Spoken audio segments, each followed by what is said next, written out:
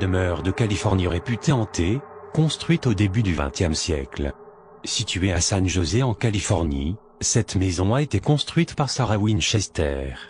La veuve du propriétaire de l'entreprise Winchester, la célèbre carabine à répétition, aurait bâti ce vrai labyrinthe de 160 pièces pour satisfaire les esprits.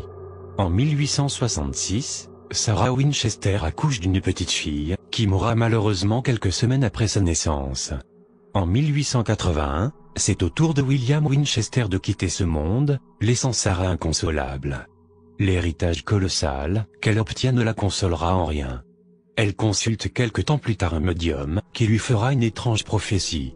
Il lui dit de partir pour l'Est et de construire une maison pour tous les esprits des personnes tuées par la carabine Winchester.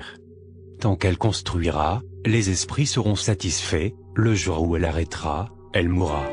Sarah Winchester suit les conseils du médium et part vers l'Est.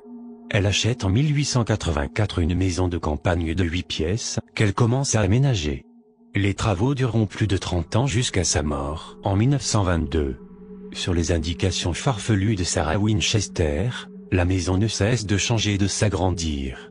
La maison comptera 7 étages mais une partie s'écroule en 1906, pendant le grand tremblement de terre. Sarah ne renonce pas à construire. Au lieu de s'élever, la maison s'étendra à l'horizontale. Sarah dessine les plans elle-même qui lui seraient soufflés par les esprits chaque nuit.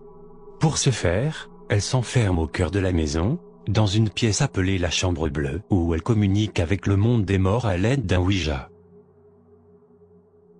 Escalier menant au plafond, fenêtre entre les pièces, porte donnant dans le vide, la maison n'a aucune cohérence. Sarah détruit parfois pour reconstruire. Dans le jardin, elle fait ériger des statues pour les victimes de la Winchester, animaux, guerriers indiens, elle fait même construire un salon meublé dans lequel elle ne reçoit aucun être vivant, mais uniquement les esprits. Le nombre 13 prend énormément de place dans la construction de la bâtisse. Ainsi Sarah veille à ce que les chandeliers aient bien 13 branches, le plafond de la salle de bal comporte 13 panneaux, l'escalier principal 13 marches. Le testament de Sarah comporte 13 sections et elle l'aurait signé 13 fois. Aujourd'hui, la maison est devenue une attraction touristique que l'on peut visiter. La légende entourant la demeure raconte qu'elle est peuplée de fantômes.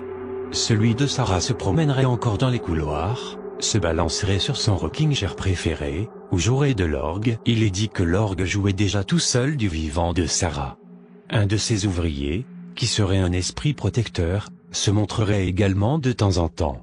Enfin, la grande cloche de la maison, que Sarah faisait sonner pour signifier qu'elle appelait les esprits, sonnerait aujourd'hui seule.